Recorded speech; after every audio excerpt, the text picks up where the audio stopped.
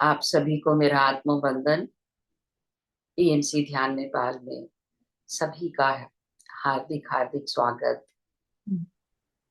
अपने प्रिय गुरु ब्रह्म ऋषि पितामह महाअवतार बाबा जी, सभी आध्यात्मिक और आराध्य गुरुओं को साष्टांग नमन करते हुए हम आज का सत्र आरंभ करते हैं। और आज हमारी रीता चौधरी जी उस पुस्तक का फकीर का जो स्वाध्याय मैं कहूँगी शुरू कर रही हैं, क्योंकि ग्रुप में तो हम पहली बार शुरू कर रहे हैं। तो मैं रीता जी से रिक्वेस्ट करूंगी कि रीता जी आप ध्यान भी कराएं और स्वाध्याय भी कराएं। Thank you Rita ji, thank you so much. Thank you so much Santosh ji. आपने इतना सुंदर प्लेटफॉर्म क्रिएट किया। हम सब अपनी अपनी फीलिंग्स, अपने अपने भाव और जो भी हम कहना चाहते हैं वो बड़े प्रेम से एक परिवार समझकर कह देते हैं। Thank you so much. And thank you too Avinash ji जिन्होंने मुझे हिम्मत दिलाई ये स्वाध्याय शुरू करने के लिए। तो सबसे पहले हम 15 मिनट का ध्यान कर लेते हैं। तो मास्टर्स, सभी लोग ध्यान की स्थिति में आ जाएं। जिन्होंने चश्मे पहने हैं वो उतार दें। तीनों लॉक लगा लें। आज हम साईं बाबा की चेतना से जुड़कर कुछ पल का ध्यान करेंगे। इस ध्यान में हम अपने सभी आध्यात्मिक गुरुओं को, अपने इष्ट देव को, अपने स्पिरिट एंजल्स को और ब्रह्मांड में रहने वाली वो सभी देवीय शक्तियों का आवाहन करेंगे कि वो सब आए, हम सब के साथ मिलकर ध्यान करें और इस ध्यान में हमारा मार्गदर्शन करें।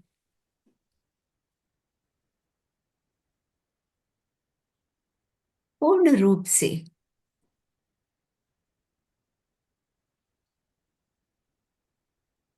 धन्यवाद स्थिति में ब्रह्म ऋषि पत्री जी के, जिन्होंने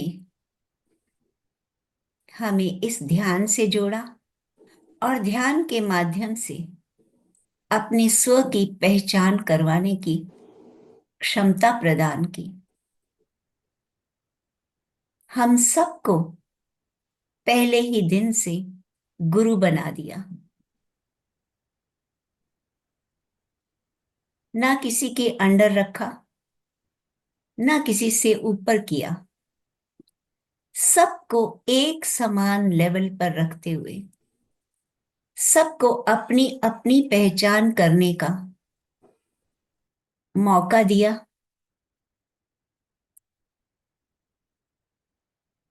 तो आज हम साईं बाबा के उन विचारों को भी सुनेंगे कि वो क्या चाहते थे, किस तरह की जीवन शैली जीने के लिए हमें उन्होंने प्रेरित किया।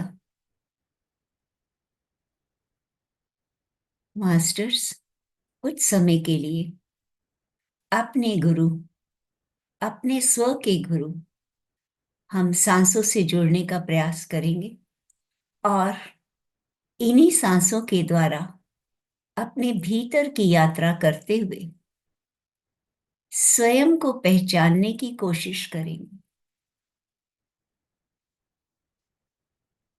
पूरी तरह से अपने अंदर आती हुई और बाहर जाती हुई सांसों के प्रति जागरूक होकर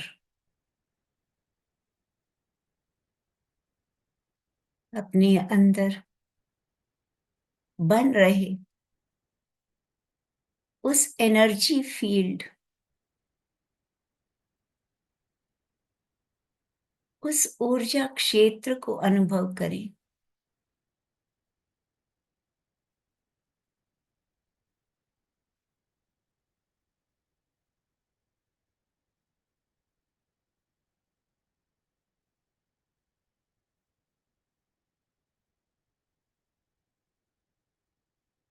हर श्वास के साथ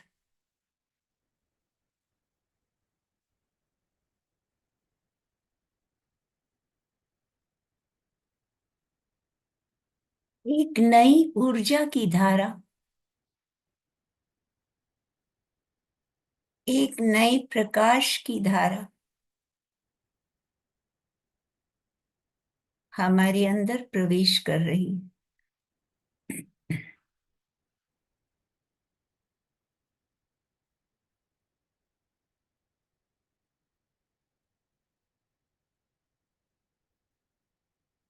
ऊर्जा का एक विस्तृत क्षेत्र बनता जा रहा है।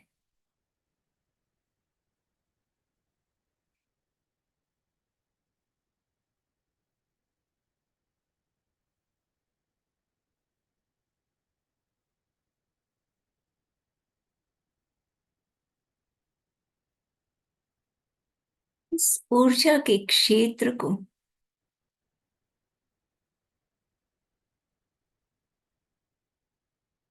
ध्यान से अनुभव करिए।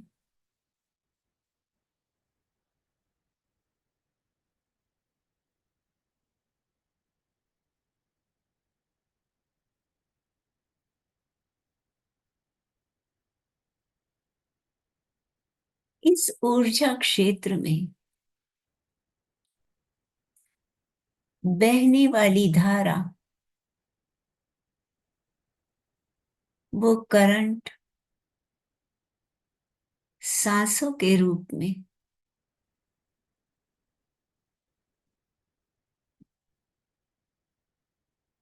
ब्रह्मरंध्र से शुरू होकर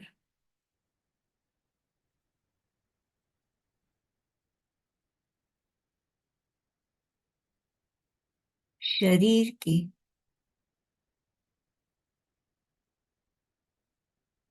एक एक सेल में से होती हुई,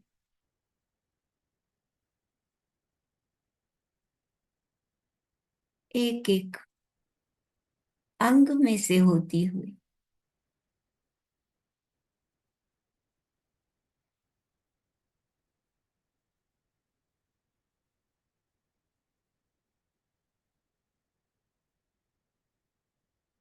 हमारी सारी बाधाएं,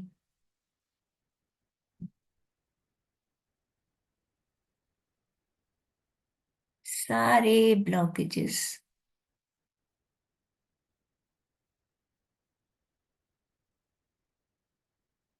खोलती जा रही।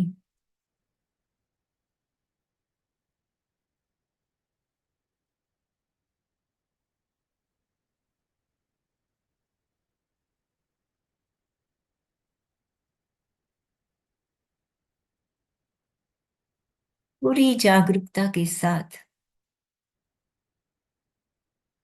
इस बहती धारा के साथ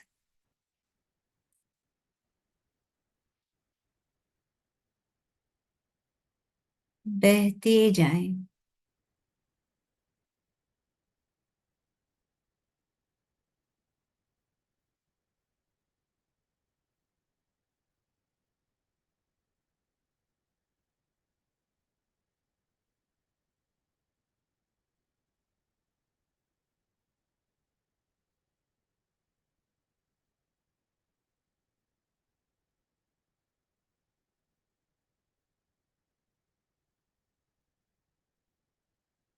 ये ऊर्जा का प्रभाव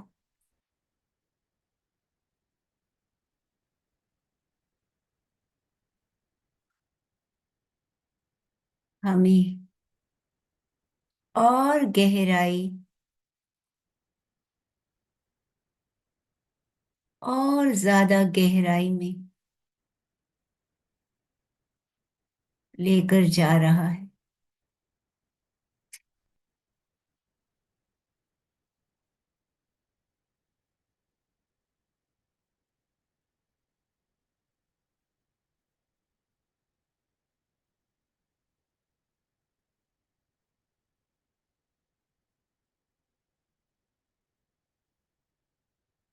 हर श्वास के साथ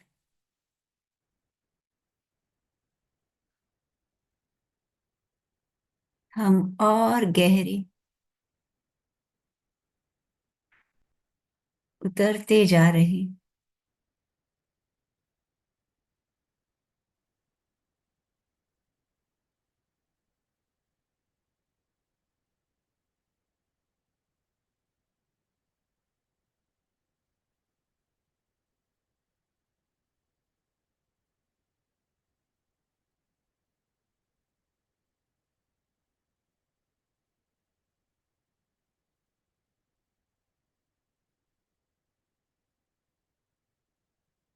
अपनी उन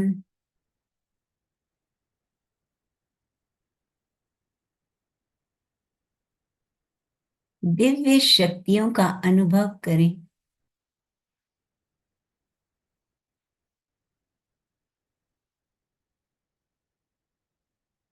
उन ब्रह्मांडीय शक्तियों का अनुभव करें।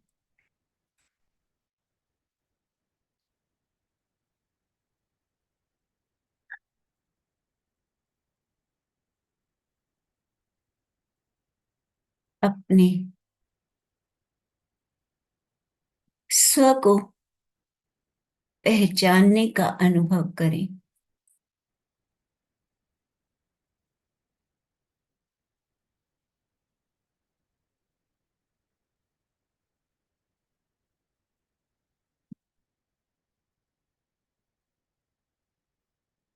जो हमने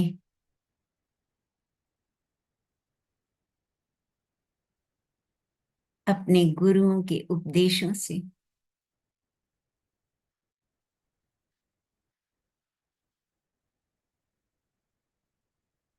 प्राप्त की और पहचाने कि मैं कौन हूं।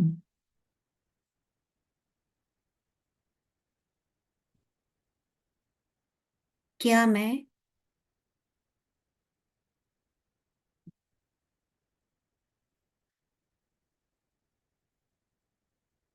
पंच तत्वों का बना हुआ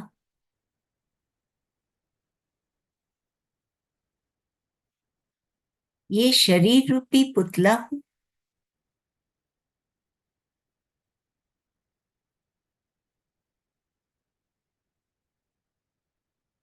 या इस शरीर में होने वाली विभिन्न क्रियाएं हूं।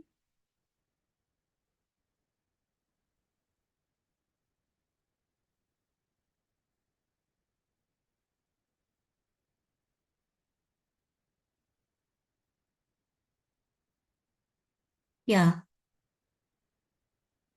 मैं श्वास क्रिया हूं।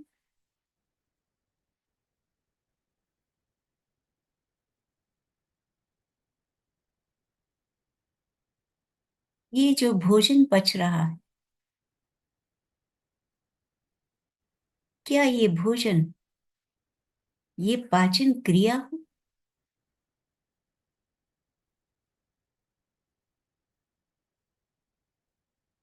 इस शरीर के किसी भाग में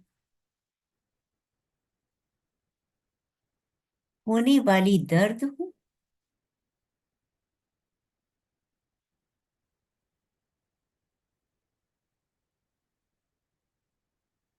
या इस शरीर को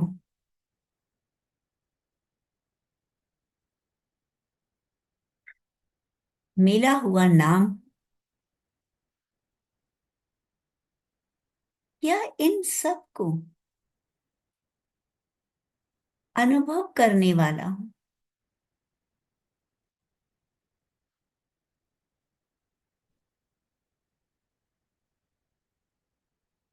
क्या ये अनुभव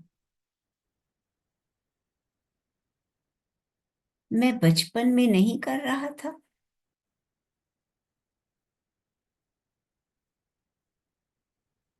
जवानी में, या अब इस उम्र में अनुभव करने वाले में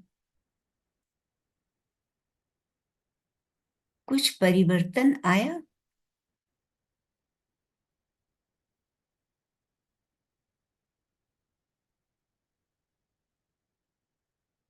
या ये 5 तत्वों का बना शरीर जो नित्य प्रति बदल रहा है,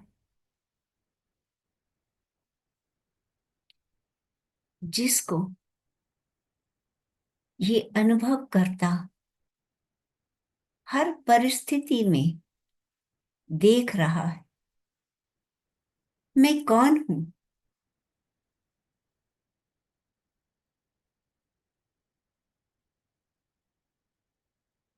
क्या ये अनुभव करता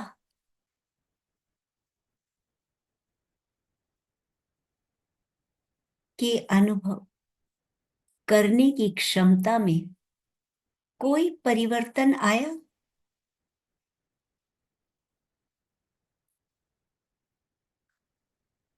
जितना गहराई में सोचते जाएंगे मास्टर्स, जितना जागरूक होकर सोचते जाएंगे, तो हम पाएंगे कि अनुभव करता तो बचपन में भी वैसा था, जवानी में भी वैसा था, अभी भी वैसा है, मगर ये शरीर तो हर पल बदल रहा है।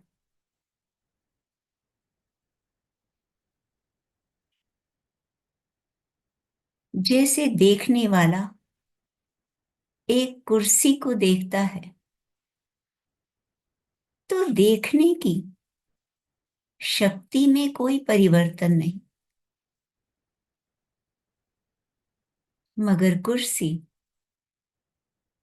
आज नई है तो कल पुरानी हो जाएगी, कुछ दिन बाद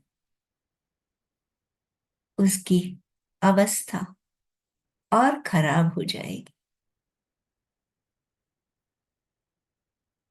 तो शाश्वत कौन है?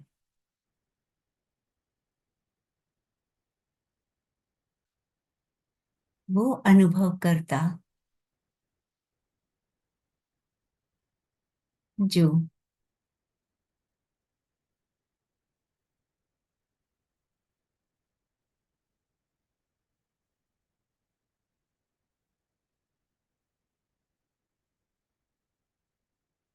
हर पल अनुभव कर रहा है,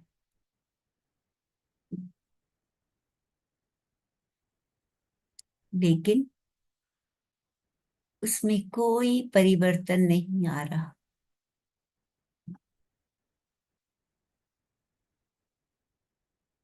तो मास्टर्स, जैसा कि हमारे ऋषियों ने, महर्षियों ने, संतों ने अपने उपदेश में बताया कि आत्मा जो शाश्वत है, जो परमात्मा का एक अंश है, जो अनुभव करने आई,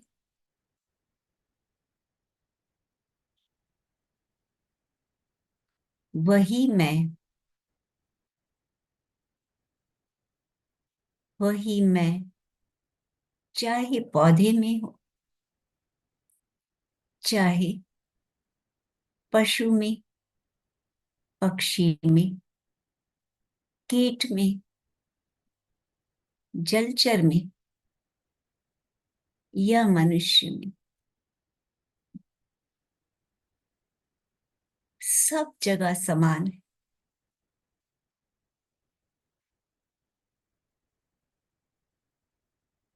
केवल वस्त्र अलग अलग है।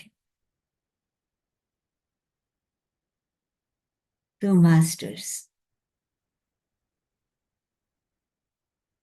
हम जितने जागरूक होते जाएंगे, हम समझ सकेंगे कि ये बदलने वाले वस्त्र, ये शरीर रूपी वस्त्र मैं नहीं, मैं इन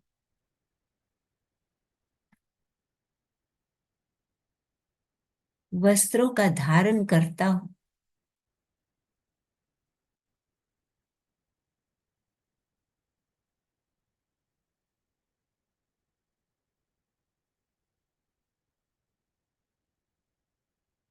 जब मैं सब में एक हूँ,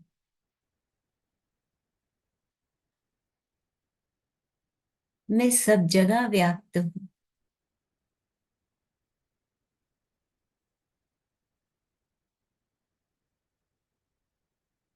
मैं ही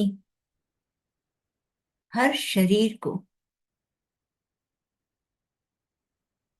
वो ऊर्जा दे रहा हूँ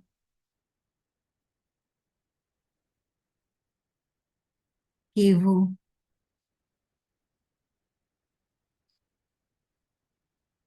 कर्म कर सके।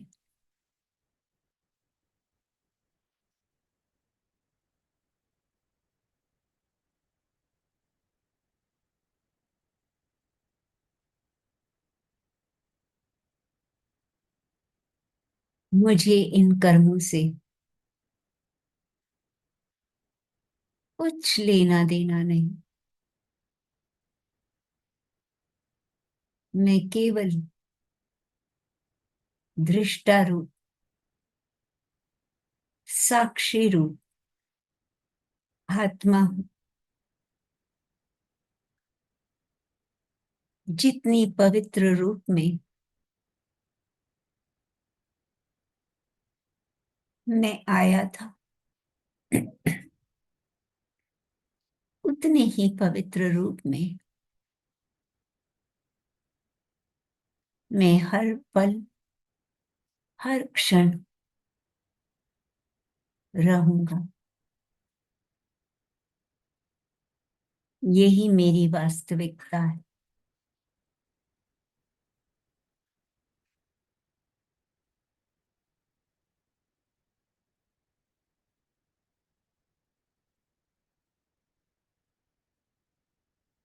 अपने उन महान ऋषियों, संतों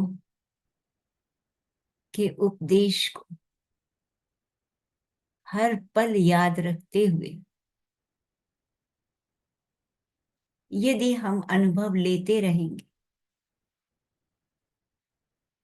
तो बहुत जल्द द्वैत से वापस अद्वैत भाव में आते जाएंगे।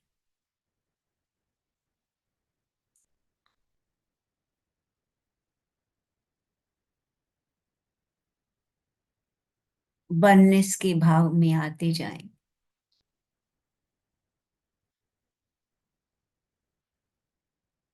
आज की पुस्तक फकीर में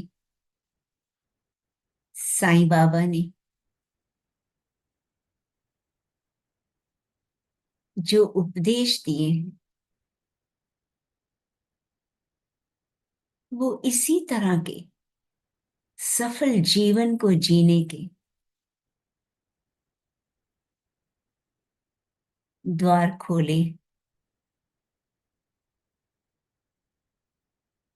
तो आज मैं उन सभी दिव्य शक्तियों से प्रार्थना करती हूँ कि हम सब उन शिक्षाओं को अपने जीवन में उतार सके। प्रभु के दिए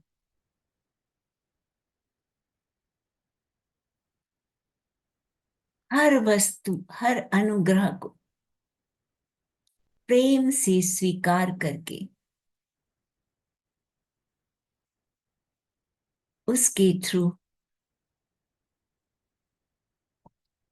अनुभव लेते हुए अपने जीवन को आध्यात्मिक विकास के रास्ते पर अग्रसर कर सके।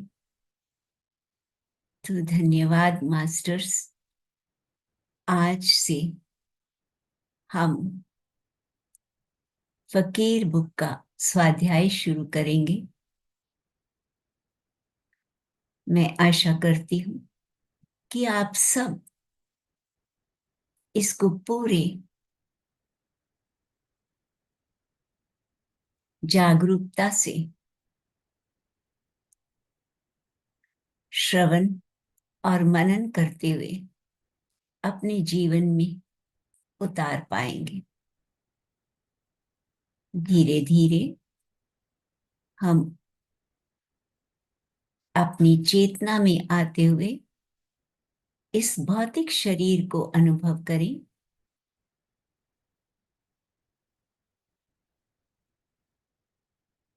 अपने दोनों आसपास के वातावरण को अनुभव करते हुए दोनों हाथों को अलग करते हुए अपनी आंखों पर रखेंगे।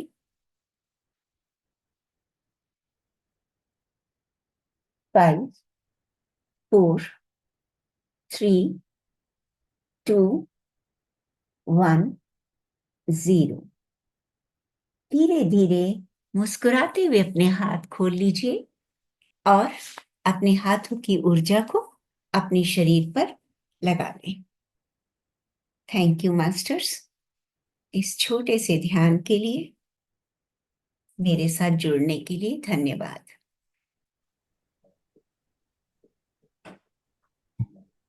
थैंक यू रीता जी। बस छोटे ध्यान में जो मुश्किल आती है वो ये होती है कि आंखें नहीं खुलती, और आप इतने गहरे ध्यान में ले गए। Thank you so much. Thank you so much, क्योंकि मुझे ये था कि शुरू भी करना है। जी तो जी फिर जी। तो मास्टर्स, आज की बुक है ये फकीर। ये इसके लेखक हैं रुज़बे एन भारूचा, जिन्होंने जो एक्चुअली एक पत्रकार भी हैं, डॉक्यूमेंट्री फिल्म्स भी बनाते हैं, और उन्होंने अपनी ये जो बुक लिखी है फकीर, इसमें अपने एक पात्र के द्वारा, एक करेक्टर के द्वारा उन्होंने साईं बाबा की चैनलिंग को, डायरेक्ट चैनलिंग के बारे में बताया है कि साईं बाबा कैसे उनके साथ रहते थे। तो एक करेक्टर के साथ नहीं, वो हम सबके साथ हैं। आप जिस भी स्वरूप को माने, साईं बाबा माने, किसी को भी माने, तो वास्तव में वो सब एक शक्ति है, एक प्रकाश है। तो जिसको भी आप मानते हो, वो हमेशा हमारे साथ होते हैं। सिर्फ हमें पहचानने की वो शक्ति चाहिए, उसको अनुभव करने की हमें शक्ति चाहिए।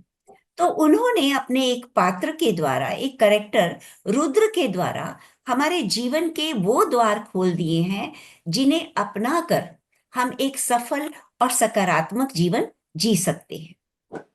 अगर हम इन बातों को अपना भी लेते हैं, तो मास्टर्स, इसका मतलब ये नहीं है कि हमारे जीवन में कोई दुख, कोई चैलेंज नहीं आएगा।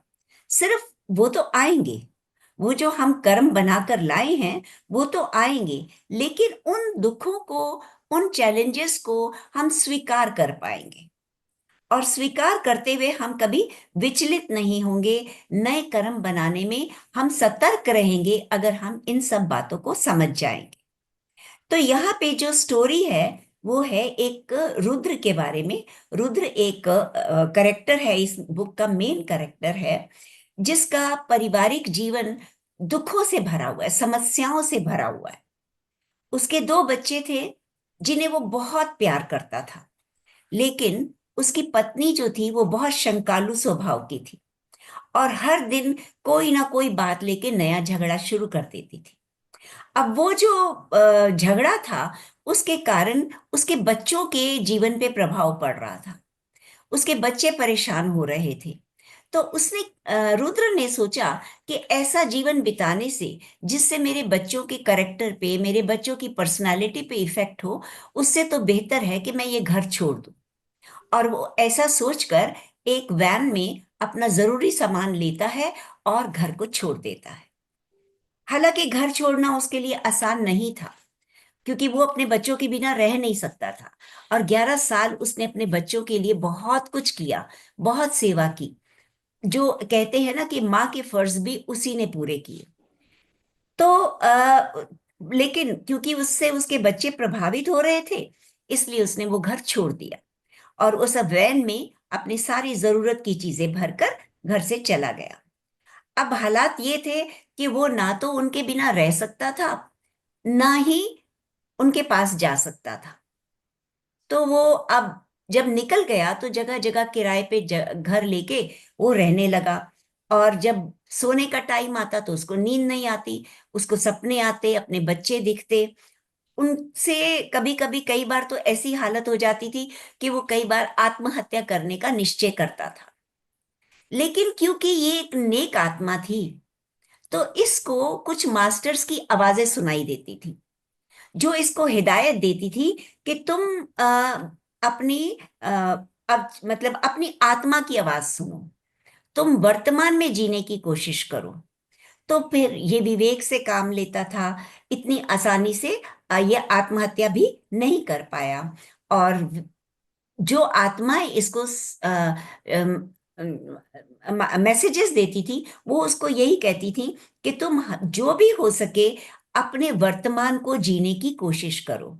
तो ये वर्तमान में जीने के लिए अपने विवेक से काम लेते हुए क्या करता था, संगीत में मन लगाता था, पुस्तकें पढ़ता था, फिल्में देखता था, और बहुत बार तो वो शराब पीकर इतनी ज्यादा शराब पीता था कि किसी तरह से अपने गम को भुला सके। और कई बार तो ये बाहर की किसी दुनिया से संपर्क ही नहीं रखता था, उनके साथ कोई, इसका कोई दोस्त नहीं था, कोई किसी किसी को ये जानता नहीं था। और कई बार तो ये भी अपने उसमें वैन में ही रह जाता था, कई कई दिन तक अपनी वैन से बाहर ही नहीं निकलता था, क्योंकि इसकी वैन में घर की सारी जरूरत की चीजें पूरी थी। एक जीवन जीने के लिए एक इंसान को जो चाहिए वो सब कुछ वैन में था। और सबसे बड़ी बात ये थी कि जब ये वैन में रहता था तो इसको ऐसा लगता था जैसे ये माँ की कोख में सुरक्षित है। और इसको साईं बाबा पे बहुत विश्वास था। इसको कई दफा ऐसा लगता था कि बाबा इसके आसपास ही हैं और वो इसको उपदेश दे रहे हैं कि दर्द जो है वो ईश्वर का दिया हुआ एक महान उपहार है, जो हमारे अंदर करुणा और प्रेम के द्वार खोल देता है।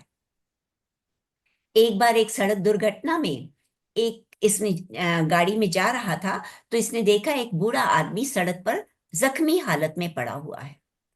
और जैसे ही इसने देखा तो इसके मन में उसको बचाने का भाव आया, और ये गाड़ी को एक साइड पे पार्क करके उस बूढ़े व्यक्ति के पास जाता है। ये देखता है कि लोग आ रहे हैं जा रहे हैं, गाड़ियां, हाईवे था, गाड़ियां आ रही हैं जा रही हैं, लेकिन कोई भी वहां पर रुकने को तैयार नहीं था। मगर इसकी आत्मा ने इसको ऐसा मैसेज दिया कि जैसे ये इसको बचाना ही है। उसके मन में कोई वहां से निकल जाने का भाव ही नहीं आया। और जब ये बूढ़े व्यक्ति के पास गया तो इसने देखा वो बहुत बुरी तरह से घायल है और बहुत खून बह रहा है। तो जब ये रुका तो इसको देखा देखी और भी कई लोग आ गए, और उन्होंने इसने पूछा कि इस हॉस्पिटल कहाँ है, कैस कहाँ ले जा सकते हैं। तो उन सब लोगों ने इसको बड़ा डिस्करेज किया कि तुम इन पचड़ों में मत पड़ो पड़ो, पुलिस तुम्हें कई जगह इन्वॉल्व कर लेगी और तुम बिना वजह से अपने आप को फंसा लोगे। लेकिन इसको ऐसा भाव नहीं था, इसने सोचा कि कुछ भी हो मुझे इन्हें बचाना ही है। और सबसे बड़ी बात कि जब ये बूढ़े व्यक्ति के पास जाता है, उस जख्मी व्यक्ति के पास जाता है, तो उसका जो पहनावा था, उनकी जो एज थी, वो उसे साईं बाबा से मिलती जुलती लगती थी। और ये साईं बाबा की तरफ पहले से ही बहुत आकर्षित था। तो इसको ऐसा फील होता था कि जैसे ये साईं बाबा हैं। हालांकि ये कुछ भी नहीं जानता था, पर इसने सोचा इनको बचाना तो जरूर है। पता करने पर पता चला कि वो हॉस्पिटल वहां से बहुत दूर है, कम से कम 2 घंटे का रास्ता है। और वहां पहुंचने तक ये पता नहीं बच भी पाएंगे कि नहीं। और अगर मैं अपने पास, जो मेरे पास जो बेसिक मेडिकल एड है, अगर मैं वो इनको देता हूं तो उससे कोई प्रभाव भी पड़ेगा या नहीं। इसको इसने सोचा कि जैसा भी हो, उसने उस बूढ़े व्यक्ति को उठाया और अपनी वैन के पास सड़क के किनारे पे जाके किनारे ले गया। वहां जाकर वैन के अंदर इसका पूरा बेड लगा हुआ था, वहां इसने उस बूढ़े व्यक्ति को लिटा दिया और उनके बड़े प्रेम से अपनी जो भी इसके पास मेडिकल मेडिसिन थी उससे उनके जख्म साफ किए, उनकी पट्टियां बांधी।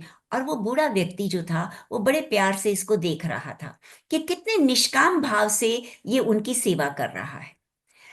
इसकी सेवा से प्रसन्न होकर उस बूढ़े व्यक्ति ने इसको प्यार किया। जब उस बूढ़े व्यक्ति के हाथ इसको स्पर्श किए तो इसके अंदर एक अजीब सी ऊर्जा भर गई। और ये बड़ा हैरान था कि उस बूढ़े व्यक्ति को उठाने में ना तो इसको कोई वजन महसूस हुआ, और जब उन्होंने स्पर्श किया तो इसके अंदर ऊर्जा फील हुई, एनर्जी फील हुई। और उस बूढ़े व्यक्ति के होंठ हिल रहे थे, वो कुछ सांकेतिक भाषा में कह रहे थे। अब रुद्र को तो कोई सांकेतिक भाषा का ज्ञान भी नहीं था, लेकिन उनके कहे हुए शब्द रुद्र बड़े आसानी से समझ पा रहा था। तो उसको ऐसा लग रहा था कि जैसे कुछ भी हो, ये बाबा ही लगते हैं। उसने उनसे आज्ञा मांगी कि क्या मैं आपको बाबा कह के संबोधित कर सकता हूं? तो उन्होंने कहा हाँ, कर सकते हो। और अब क्या हुआ कि धीरे धीरे वो बाबा अभी इसके साथ ही रहने लगे। और जब बाबा इसके साथ होते थे तो रुद्र बहुत प्रसन्न रहता था। इसको ना तो शराब पीने की तलब होती थी, ना इसको ज्यादा बच्चों की याद आती थी, और ये बहुत ही खुशी से उनके साथ रह रहा था। रुद्र नहीं चाहता था कि वो कभी भी बाबा उसको छोड़ कर जाए। तो जब रुद्र की ऐसी इच्छा थी तो उन्होंने बाबा ने उसको कहा कि ठीक है, अगर तुम ऐसा चाहोगे तो ये भी हो सकता है, लेकिन उसके लिए कुछ शर्तें होंगी। अब रुद्र ने अपने जीवन में गरीबी का एक बहुत लंबा दौर देखा था, और उस गरीबी में भी कभी रुद्र ने भगवान से शिकायत नहीं की थी। जैसा भी समय था वो बड़े प्रेम से गुजार रहा था। और जो उसके दुख थे, दुखों के दुख के आने की वजह से वो इंसानियत के बहुत करीब हो गया था। वो अनाथ बच्चों को भोजन करवाता था, और कई बार उनको पैसे भी देता था। वो दूसरों के दुखों के प्रति बहुत संवेदनशील बनता जा रहा था। बड़ा मतलब आसानी से किसी के भी परेशानी को वो समझ पाता था। तो बाबा तो जानते थे कि ये एक पवित्र आत्मा है, और वो चाहते थे कि इसके अंतःकरण को साफ करके इसके इसे शून्य स्थिति तक ले जाऊं। तो बाबा रुद्र के साथ कई बार लाइव चैनलिंग के द्वारा, आध्यात्मिक उपदेशों के द्वारा रुद्र का बचा हुआ जीवन जो था वो मानव के उद्धार में लगाना चाहते थे। बाबा उससे एक माध्यम के रूप में काम लेना चाहते थे, ताकि रुद्र भटके हुए लोगों को सही मार्ग पर ला सके। बाबा ने उसे बताया कि हमारे साथ कुछ स्पिरिट गाइड्स और गार्डियन एंजल्स भी होते हैं, और बाबा ने उसे ईश्वर के प्रति विश्वास की महिमा बताई, तीर्थ यात्रा कैसे फलीभूत होती है ये समझाया, कर्म सिद्धांत क्या है, नए कर्म कैसे बनते हैं, और जो वर्तमान में हम लोग दुख पाते हैं उसका क्या कारण है, ईश्वर में विश्वास करने वाले लोग कितने प्रकार के होते हैं, ध्यान का हमारे जीवन में क्या महत्व है। रुद्र कई बार अपनी उलझने भी सुलझाने के लिए बाबा से रिक्वेस्ट करता था, प्रार्थना करता था, और बाबा सही समय आने पर उसकी उलझनों को भी सुलझाते थे। तो इस तरह से बाबा कई बार उसको सूक्ष्म लोकों में भी लेके गए, कई जीवात्माओं की सच्चाइयां दिखाई, और उसे मानव जाति के प्रति कई संदेश दिए, कि उन्होंने मानव जाति, आम आम आदमी के लिए भी संदेश दिए कि मृत्यु प्राप्त कर किए हुए हमारे प्रियजन होते हैं उनको ज्यादा याद नहीं करना चाहिए, क्योंकि ऐसा करने से वो आत्माएं जो हैं वो बंधन में पड़ जाती हैं, और फिर वो अपना विकास नहीं कर पाती। तो इस तरह से उन्होंने बताया कि जब आत्मा मानव चोला धारण करती है तो मानव चोला धारण करने से पहले वो अपने अपने लिए क्या क्या उसको दुख सहने हैं, कैसे जीवन जीना है, वो स्वयं निर्धारित करके आती है। और बाबा ने उसे ये भी बताया कि हम कभी अकेले नहीं रहते, हम हमेशा खाना खाने के समय हमें अपने स्पिरिट गाइड्स और गार्डियन एंजल्स को बुलाना चाहिए, उनको भी भोजन ऑफर करना चाहिए, चाहे वो आए या ना आए। इसकी हमें इसके बारे में हमें नहीं सोचना चाहिए। तो ये मास्टर्स इस बुक में जीवन को जीने की जो सही कला है उसके बारे में बाबा ने सारी हिदायतें दी हुई हैं, जो सिर्फ रुद्र के लिए नहीं, हम सब के लिए हैं। तो इसके अब मैं थोड़ा सा शुरू करती हूँ कि कैसे रुद्र अपने पारिवारिक जीवन से परेशान था और कैसे कैसे बाबा के सानिध्य में रहते हुए उसने अपने जीवन में किन किन चीजों को कैसे धारण किया। तो अगर हम ये देखते हैं तो रुद्र का जो मैंने पहले आपको इंट्रोडक्शन में ही बता दिया कि उसका पारिवारिक जीवन बहुत बहुत कठिन था, समस्याओं से भरा हुआ था। इसलिए वो उन सब को छोड़कर निकल आता है और एक किराए के घर में रहता है। किराए के मकान में जब वो रहता है तो उसकी रातों की नींद तो बिल्कुल खत्म हो जाती है। उसको नींद नहीं आती, वो पूरी रात करवटें बदलता रहता है और अपने बच्चों के मासूम चेहरों को याद करता है। थोड़ी सी भी नींद आती है तो बहुत जल्दी घबराकर उठ जाता है। एक लंबे अरसे से उसने चैन की नींद तो पाई ही नहीं। कुछ ही घंटे सोने के लिए और कड़वी यादों को भुलाने के लिए आज रुद्र ने बहुत ज्यादा शराब पी ली। और शराब पीने के कारण उसका उसको इतनी ज्यादा घबराहट हो रही थी और फिर ऐसा लगता था कि जैसे वो प्यास से मरा जा रहा है। उसने सोचा कि शायद जो मैं शराब पी है उसकी क्वालिटी अच्छी नहीं है, इसीलिए ऐसा हो रहा है। उसने अपने कमरे में मोमबत्ती जलाकर सारी रात प्रकाशित रखा कमरे को, क्योंकि उसको ऐसा लगता था कि प्रकाश रहते बुरी आत्माएं नहीं आ सकती, केवल अच्छी आत्माएं ही आती हैं। मगर कोई भी तरकीब काम नहीं करती थी। उसको किसी भी तरह से नींद नहीं आती थी।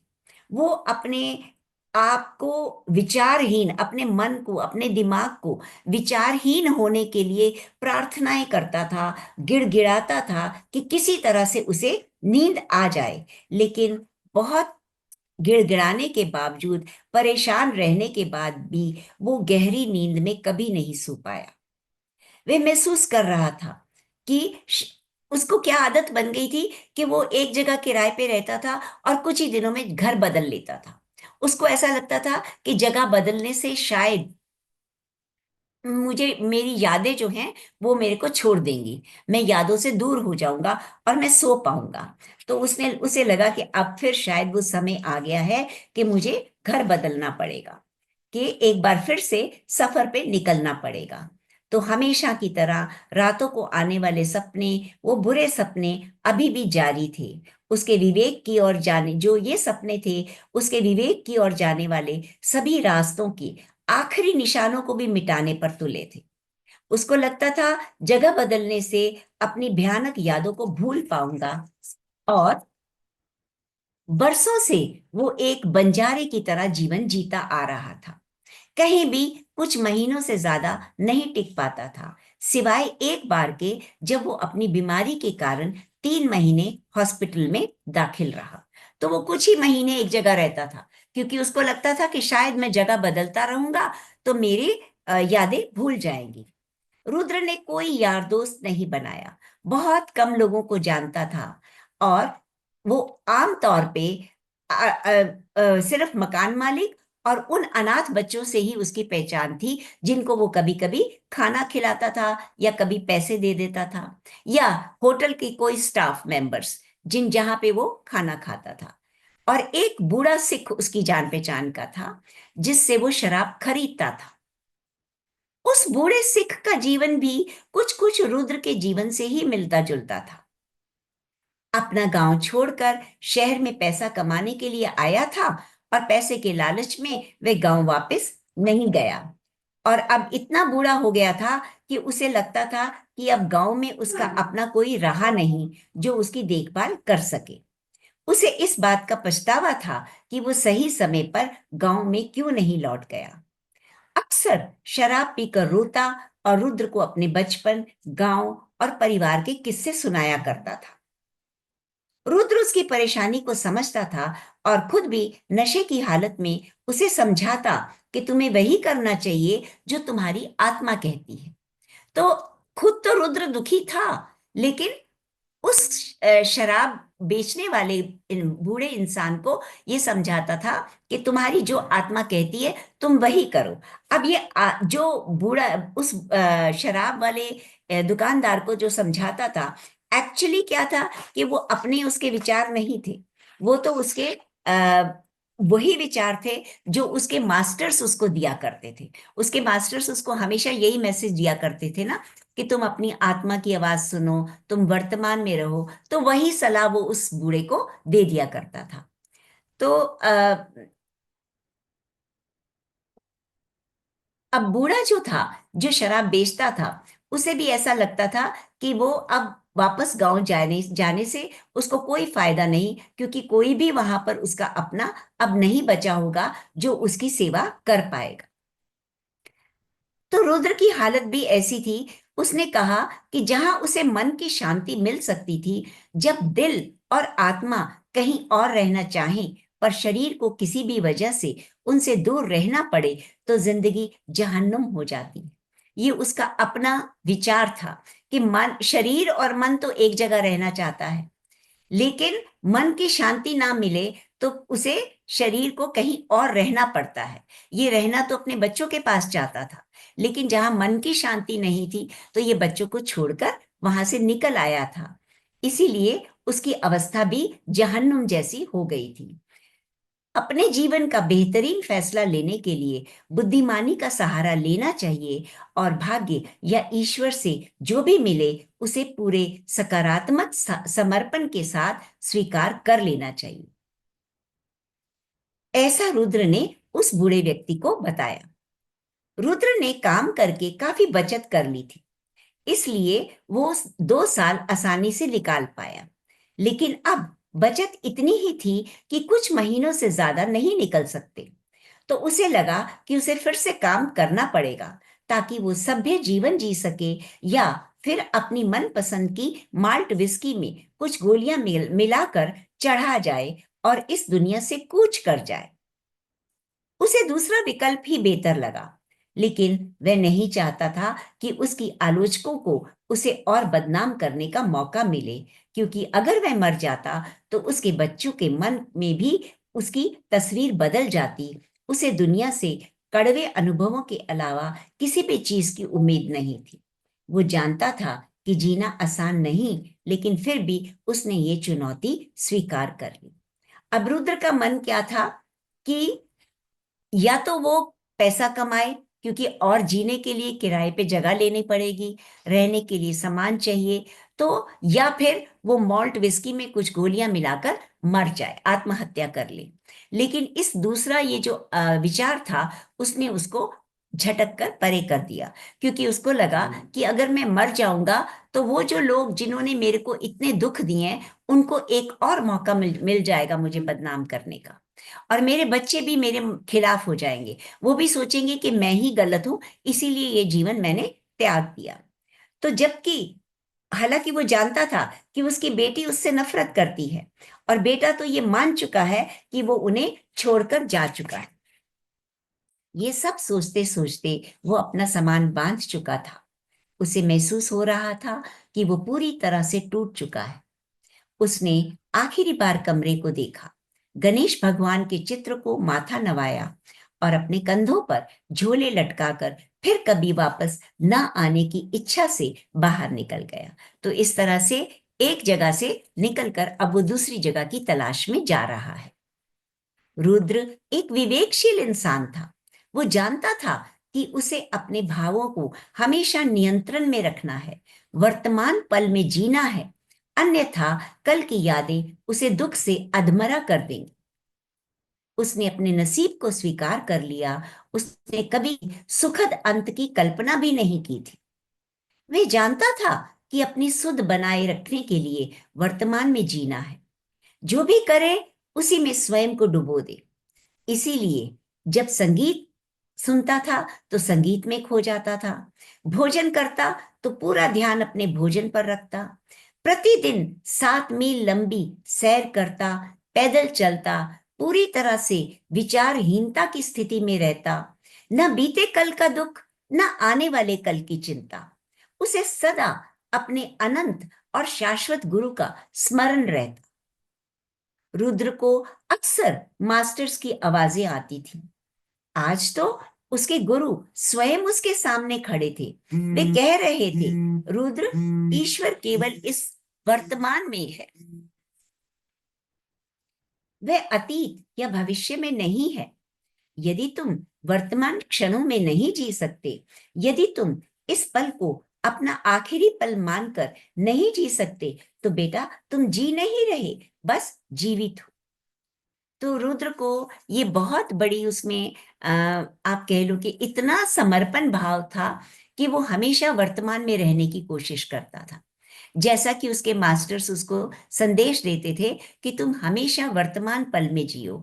इसलिए जब वो संगीत सुनता तो संगीत में खो जाता, भोजन खाता तो भोजन को अच्छे से एक एक एक बाइट को वो पूरे ध्यान से, अनुभव से खाता था।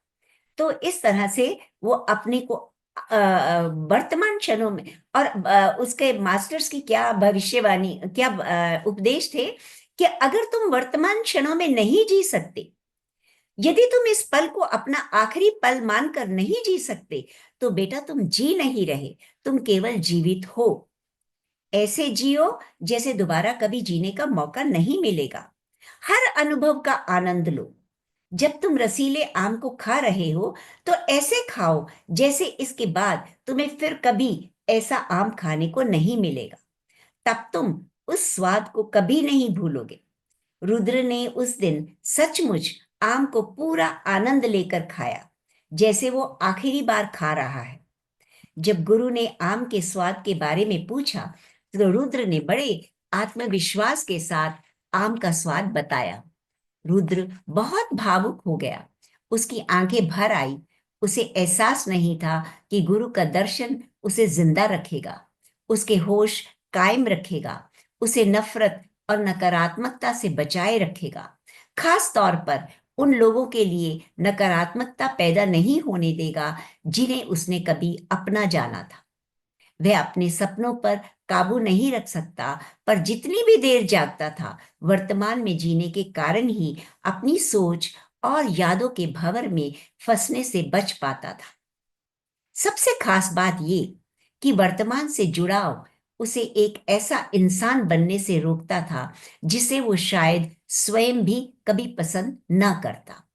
तो यहाँ पर रुद्र जो था वो इतना भावुक रहता था, और उसे गुरु के दर्शन जो थे, साईं बाबा के दर्शन जो थे, वो उसे जिंदा रखते थे, होश में रखते थे, और उस नफरत और नकारात्मकता से बचाए रखते थे। क्योंकि जिन लोगों को जिंदगी भर उसने चाहा था, अपनी वाइफ को, अपने बच्चों को, उसके प्रति, और और उस फैमिली के कुछ ऐसे मेंबर्स जिन्होंने उसके अंदर बहुत नकारात्मकता पैदा कर दी थी, मगर उसने कभी उनके प्रति कभी कोई नफरत, कोई नकारात्मक भाव नहीं आया। तो उसको ऐसा लगता था कि शायद गुरु का साथ ही मुझे जिंदा रखे हुए है, मेरे अंदर नकारात्मकता नहीं आने देते। और वर्तमान से जुड़ाव जो है वो उसे एक ऐसा इंसान बनने से रोकता था जो शायद वो खुद भी पसंद ना करता। क्योंकि कई बार उसके मन में जो आत्महत्या के विचार आते थे, वो चाहता नहीं था आत्महत्या करना, लेकिन दुखों के कारण कई बार ऐसे विचार आते थे।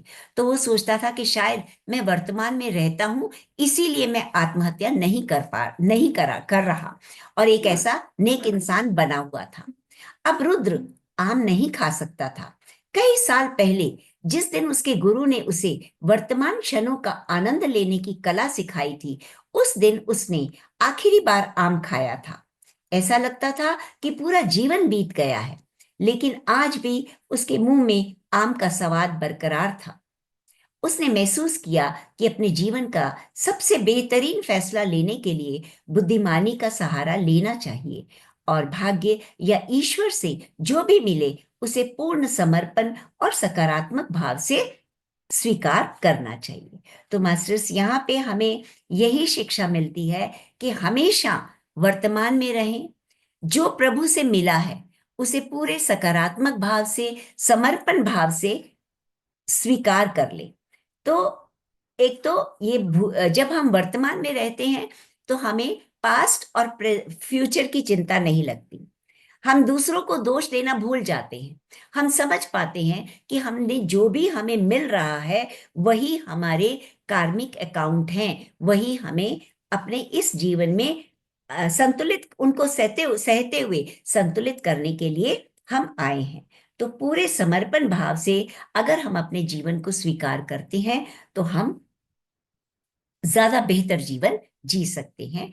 इस पाठ का जो मेरे को सारांश समझ आया है वो यही है कि हम सकारात्मक भाव में रहें। तो इसी के साथ मैं आज का तो ये यहीं पे समाप्त करती हूँ। अगर आप लोगों को अच्छा लगेगा तो आगे कंटिन्यू करते रहेंगे। जी जी, थैंक यू कंटिन्यू रीता तो जी। करना ही है। Thank you very thank much. You, अब तो ये पूरा थैंक यू होएगा रीता जी, बहुत पूरी। अच्छी ये तो लगी मुझे, बहुत अच्छा है। आनंद आ गया। कंटिन्यू करना ही है। थैंक और यू। आपका मैंने सुनाने का ढंग भी बहुत प्यारा है, बहुत थैंक अच्छा यू। लगा मैडम, बहुत अच्छा सुना। बहुत अच्छा किया। मैंने थोड़ा जल्दी में कहा क्योंकि ये हाँ, ऑडियोज जल्दी में ऑलरेडी किया बने तुमने। हुए हैं ना। हाँ, नहीं नहीं, लेकिन एक थैंक एक शब्द समझा नहीं, के बहुत अच्छा लग रहा है। बहुत खूबसूरती से आपने उसको एक्सप्लेन किया है रीता जी, बहुत सुंदर। तो इतना थैंक यू सो पढ़ने मच। में आनंद नहीं आएगा जितना आपसे सुनने में आनंद आया।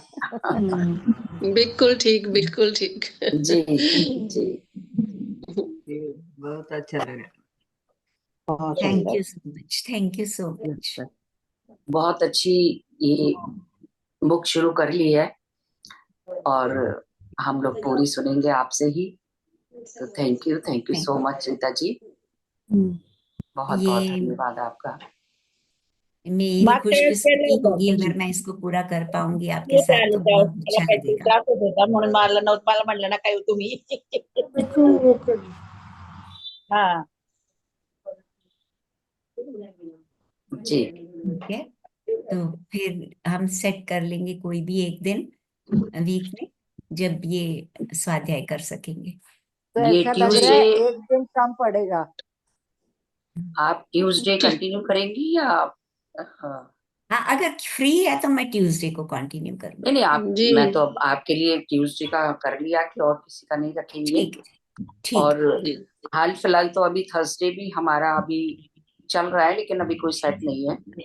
तो यदि समय होगा तो हाँ, तब भी कर अगर सकते समय हैं। होगा तो थर्सडे को भी कर लूंगी, लेकिन ट्यूसडे का जी पक्का रखूंगी। जी जी। जी, ये बहुत अच्छा रहेगा रीता जी। बहुत और अच्छा। कल पूर्णिमा है तो कल अवनी जी तैयार हो गई हैं, तो कल हम अवनी जी के साथ ध्यान करेंगे ठीक। पूर्णिमा का। हाँ, ठीक तो है। आप कल सभी का बहुत कल बहुत धन्यवाद। पूनम जी नहीं आएंगे? पूनम नहीं नहीं, कल आएंगे कल? पूनम जी बिजी हैं। Okay okay. अब मैंने उनसे पूछ लिया था, तो उनका कुछ थीसिस का काम चल रहा है, तो वो हम्म वापस तो आ गई है रिट्रीट से, लेकिन बिजी हैं। तो हम्म। हम इसलिए मैंने उनको पूछा फिर अवनी जी को। अवनी जी।